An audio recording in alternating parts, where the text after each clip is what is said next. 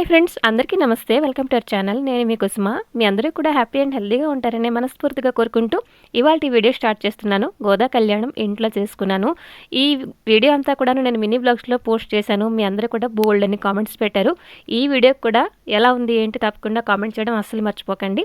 So first Ganapati పూజ అయితే చేశానండి.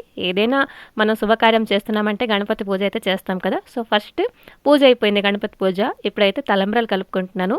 కొంచెం పాలు, పసుపు అండ్ నెయ్యి కలిపేసి బియ్యంలో కలుపుతున్నాను అనమాట. సో తలంబ్రాలు అయితే రెడీ అయిపోతాయండి.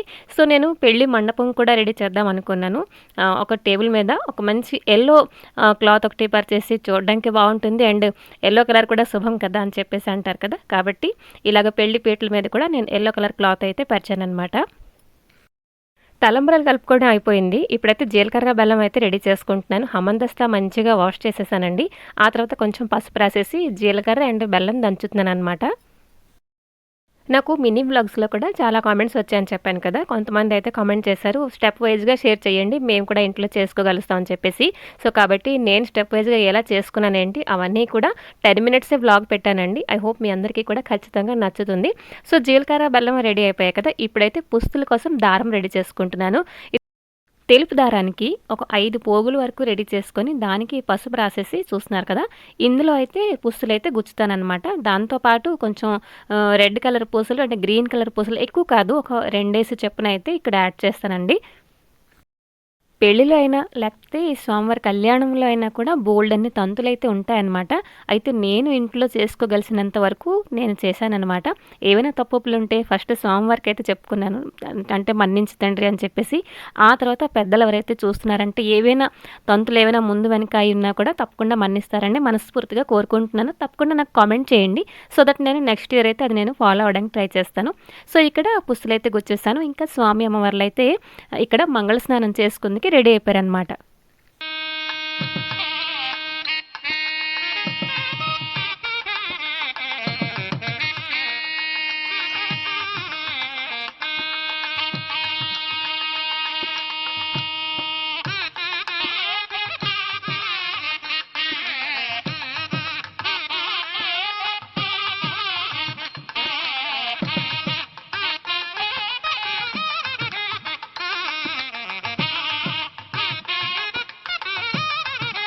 ఇక్కడ స్వామి అమ్మవార్లకి కొంచెం పసుపు నీళ్లు, ఆ తర్వాత కుంకుమ నీళ్ళతోటి మంగళ స్నానం చేయించాను. ఆ తర్వాత నార్మల్ వాటర్లో కూడా ఇలాగ అభిషేకంలా చేశానమాట. ఆ తర్వాత పెళ్లి బట్టలు అయితే నేను రెడీ చేసుకున్నాను. ఇవైతే నేను ఓన్గా ఇంట్లోనే కుట్టానమాట. సో పెళ్లి బట్టలకి ఫస్ట్ పసుపు రాస్తున్నాను. ఎలా ఉన్నాయి పెళ్లి బట్టలు? నాకైతే కలర్ మంచిగా నచ్చాయి. ఇప్పుడైతే స్వామి అమ్మవార్లు పెళ్లి కొడుకు పెళ్లి కూతురు కాబోతున్నారనమాట.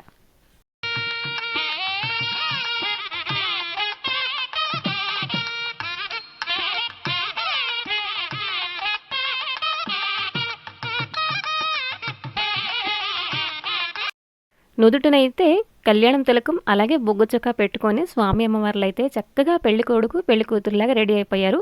ఆ తర్వాత ఈ ఆర్నమెంట్స్ అయితే అలంకరణ చేస్తున్నానండి. ఇవైతే అన్ని ఆర్టిఫిషియల్వే. పెళ్లి కొడుకు అయిపోయిన తర్వాత స్వామి అమ్మవార్లు చక్కగా హారతి మంగళహారతి ఇస్తున్నాను అనమాట.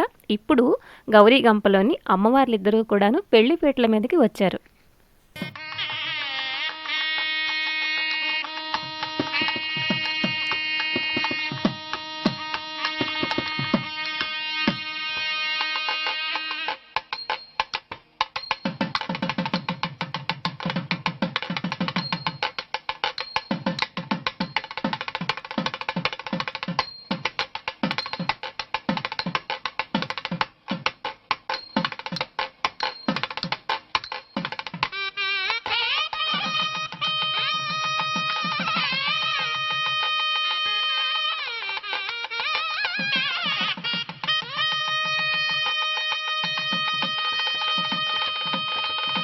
అడ్డుతెర తీసింది కానీ ఇప్పుడైతే జీలకర్ర బెల్లం సెగ్మెంట్ అనమాట.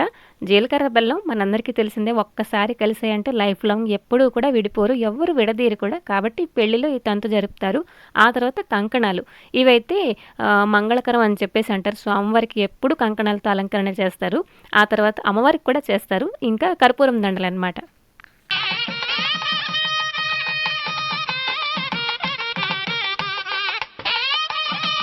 ఇప్పుడు పువ్వుల దండలతో అలంకరణ స్వామి అమ్మవార్లకి కనకాంబరాలు ఇంకా కాగడమల్లితో అయితే ఒక పెద్ద దండ తీసుకున్నాను. వాటితో ఇలా అలంకరణ చేశాను. ఇంకా ఈ చిలకలైతే గోదాదేవి చేతిలో ఎప్పుడూ కూడా చిలక ఉంటుంది కదా! ఇవైతే ఆన్‌లైన్ తీసుకున్నాను.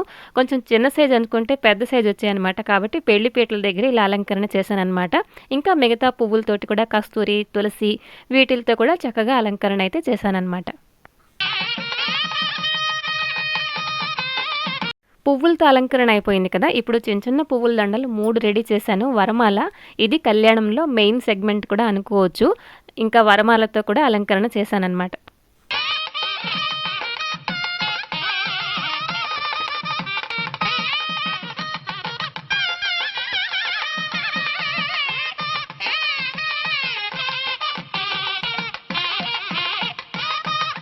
ఇంకా పుస్తిముడి టైంలోని ఇలా పుస్తులు అందరికీ చూపించేసి, మెడకి తాకించేసి, ఆ తర్వాత పుస్తిముడి టైం వస్తుంది కదా! గట్టి మేళం అని చెప్పేసి అంటారు. నేను టీవీలో సన్నాయి మేళం ప్లే చేసుకుంటూ ఇవన్నీ అయితే చేశానండి. ఒకళ్ళు కామెంట్ పెట్టారు కూడా, ఇవన్నీ మీరు మంత్రాలు ఎలా చదువుతున్నారు? కొన్ని అస్సలు రావండి. టీవీలో ప్లే చేసుకుంటూ కళ్యాణం తలక ఇలాగా సన్నాయి మేళం ఉంటుంది కదా! అది ప్లే చేసుకుంటూ ప్రతి ఒక్క తంతు ఫస్ట్ స్వామివారికి చూపించి, ఆ తర్వాత అమ్మవారికి చూపించి ఇలా పూజ అయితే చేశాను.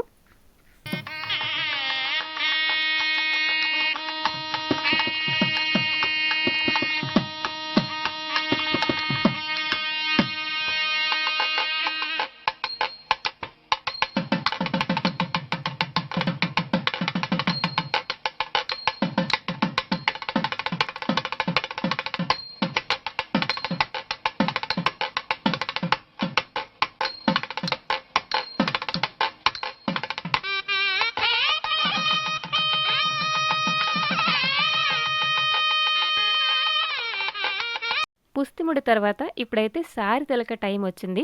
కొబ్బరికాయ అరటిపళ్ళ దగ్గర నుంచి డ్రై ఫ్రూట్స్ వరకు, అలాగే పిండి వంటల దగ్గర నుంచి మన కాస్మెటిక్ బాక్స్ వరకు అన్నీ కూడా గుర్తుంచుకొని మరి అన్నీ కూడా అరేంజ్ చేశాననమాట. సో ఇవన్నీ కూడాను ఇక్కడ టేబుల్ పైన పసుపు, కుంకుమ, పసుపు కొమ్ములు ఇవన్నీ కూడా అలంకరణ చేశాననమాట ఇప్పుడు.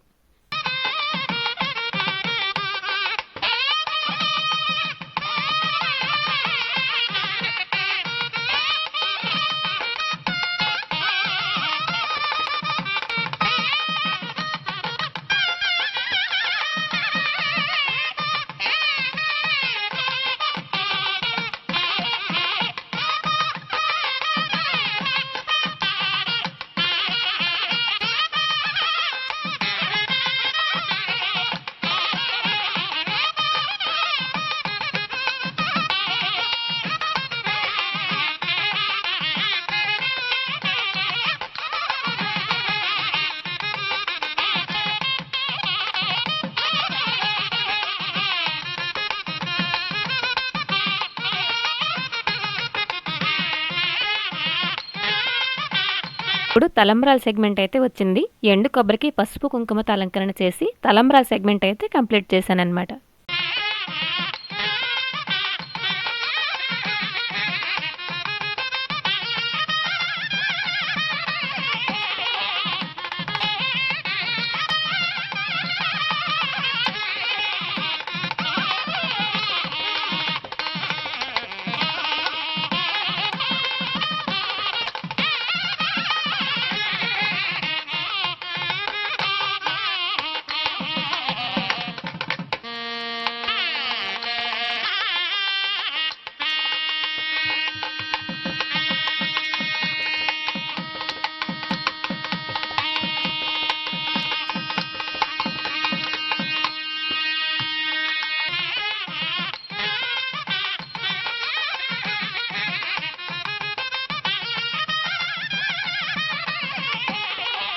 ఈ తిరుప్పావే వ్రతం అనేది చాలా మంగళకరమైనదండి. ఇలా తిరుప్పావే లాస్ట్ రోజు భోగి రోజు గోదా కళ్యాణం చేయింపిస్తారనమాట. ఈ కళ్యాణం చేసిన వాళ్ళకి, చూసిన వాళ్ళకి కూడా చాలా పుణ్యం, చాలా మంచిదండి. ఇక్కడ నైవేద్యం కూడా పెట్టేశాను. అండ్ మంగళహారతి. మంగళహారతి ప్రతి ఒక్క తంతు తర్వాత స్వామి అమ్మవార్లకి మంగళహారతి ఇలా ఇచ్చుకుంటూ వచ్చానండి.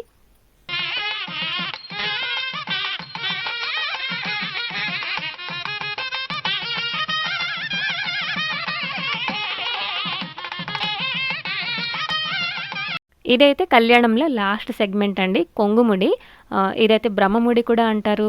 పెళ్లిలో ఏ ముడైతే వేసిన తర్వాత ఎవ్వరూ కూడా ఎప్పటికీ కూడా దంపతులిద్దరికీ విడదీయరు. అదే ఈ బ్రహ్మముడి అని చెప్పేసి అంటారు కదా! మేబీ మీ అందరికీ తెలిసిందే. సో, సరే ఈ వ్లాగ్ అయితే ఇక్కడితో ఆపేస్తాను. తప్పకుండా కామెంట్ చేయడం మర్చిపోకండి. మీ కామెంట్‌కి నేను వెయిట్ చేస్తూ ఉంటాను. మరొక మంచి వ్లాగ్‌తో మీ ముందరికొస్తాను. Till then take care and bye bye.